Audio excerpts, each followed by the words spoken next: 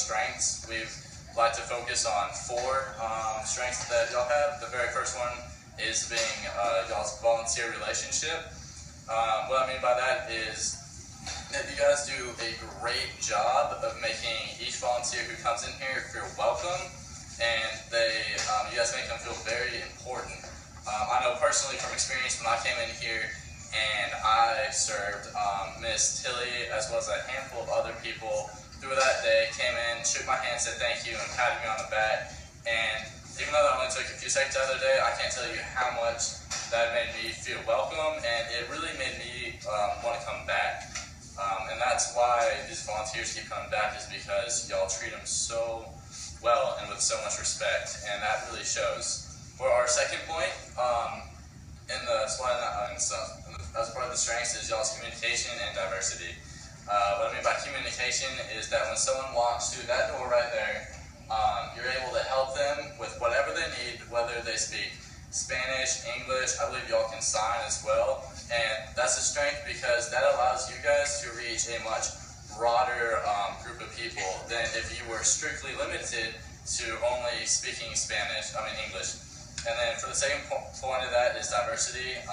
What I mean by that is that you guys are able to help people, whether they need bed sheets or new pillows, all the way up to healthcare and dental work. I didn't know that y'all offered healthcare and dental work, and I was blown away because I think that's incredible, and again, that just helps y'all reach a much wider group of people. For our third point is that y'all have great servant leaders. Y'all are all servant leaders.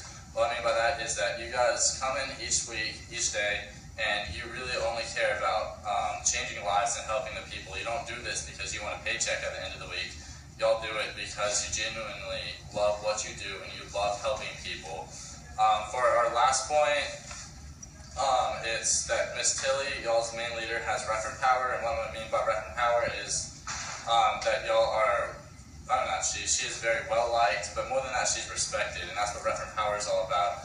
Not only does she lead with referent power, though, that she leads from a faith-based standpoint, from a biblical standpoint, and I think it's crucial that a leader will kind of teach and lead with both a normal standpoint and biblical standpoint. And because she does both, I think that's why y'all have such a great organization going for you. And that concludes our strengths. Hello, my name is Austin Roberts, and I'm going to be touching on the weakness aspect of the SWOT analysis today. The first weakness that we came over was the organization of inventory.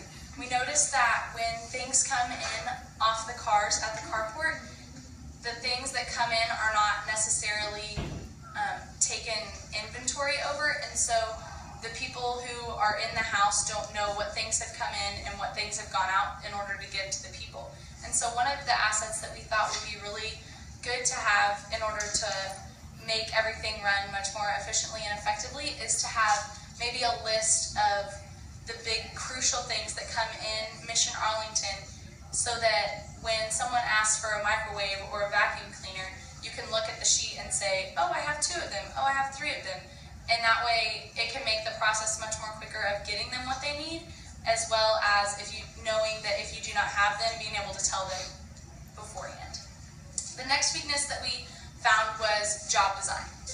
This came about also at the carport area. We discovered that the people are standing around a lot, and so maybe reorganizing those tasks that the people have in that area to where that if there is a dead time where cars aren't coming, they're able to give them odd jobs around Mission Arlington, so that not only Mission Arlington's getting more things done, but the volunteers feel like they have more of a purpose and a reason for being there and serving instead of just waiting for the next car. And then the last weakness that we came about was clear instructions. And this one way that we think that this can be helped is giving volunteers tours when they are first-time volunteers. So that could look like showing them all around Mission Arlington and kind of letting them know what Mission Arlington is all about, so that they're able to have a grasp of how you all operate your organization. And by them knowing that, it can give them more of a passion and a heart for working for your all's goals.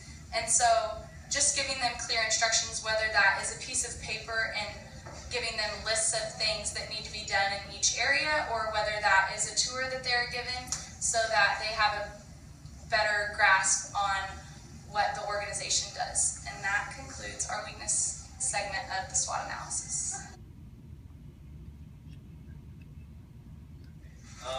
So my name is Schaefer Prince, and I'm actually doing the next section of the SWOT analysis, which is opportunities.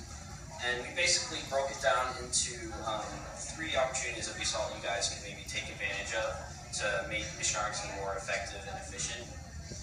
The first one is expanding, and basically, this is kind of more maybe a long-term maybe goal you guys could have, but like, you know, there's different areas for, say, Salvation Army, you know, they can do different stuff. Maybe it seems like you guys have it down what you guys are doing here pretty well, and maybe it takes a lot of planning, you know, maybe you guys could even think about possibly expanding into the DFW area, and maybe try to reach other communities around the area, and try and, I guess, further Mission Arlington.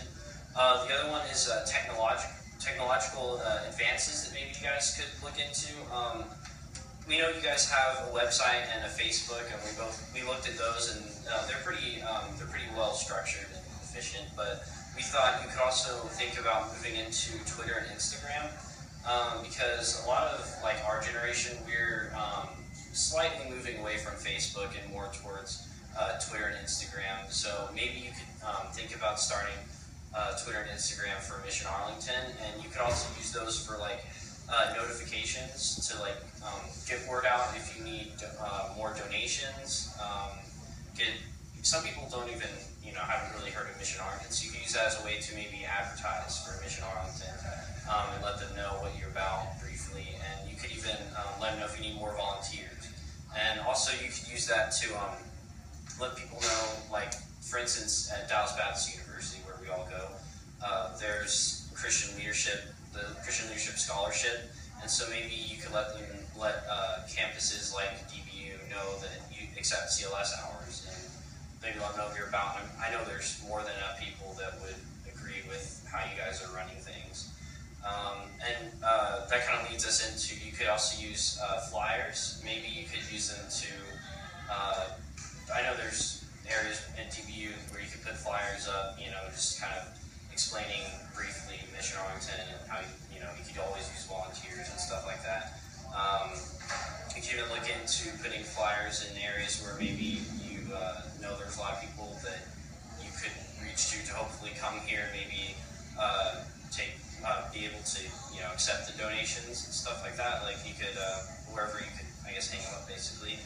And also, that kind of leads us into our third point, which is you could look into promoting it, like going to DBU, maybe a chapel or something, and whether that be like, I'm sure Dr. Cook would be more than happy to let you guys maybe, I don't know, say the Bible verse of the day, maybe say a few words about Mission Arlington, let them know through there. Or you could use your vehicles that pick up the donations. Maybe you could put, you know, Mission Arlington and put your website and your phone number and Facebook even, and I don't know, maybe a Bible verse or something, whatever. But just kind of, you know, get it out there another way, like other businesses can do now.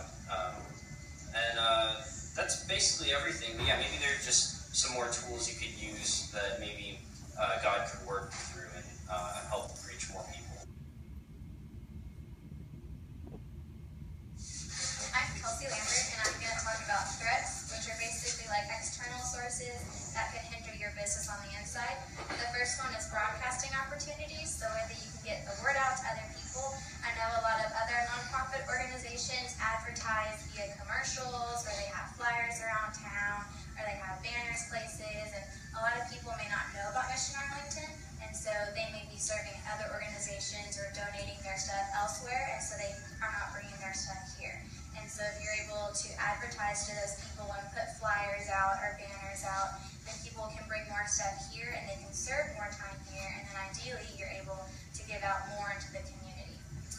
The other one we have is donations. So a possible threat for the future is if the economy were to take a bad toll and people weren't buying new supplies, they're not able to donate their older supplies. And so people aren't giving back to so those are the two main threats that we came up with.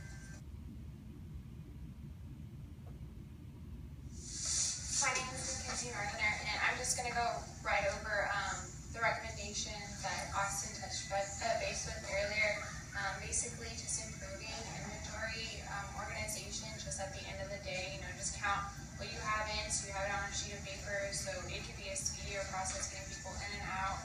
Like, say that you have 3 microwaves sitting in the back, and it takes you 10 to 15 minutes to see if you even have one. But at the end of the day, you could go through a list and say, okay, I have 3 microwaves. So if someone comes in and says, I need a microwave, you can say, okay, I have 3, let me go grab one real fast and give it to them, instead of going and looking for a long period of time to see if you can find it. Another recommendation we had was changing the job design a little bit, just because there's a lot of downtime in between certain things that we could have been doing more things, like cleaning the bathrooms while waiting for other things to be done, or even just putting things together, or going to a different station that needs more help, even though we're just standing there waiting for a vehicle to come, or for a person to come up to the window when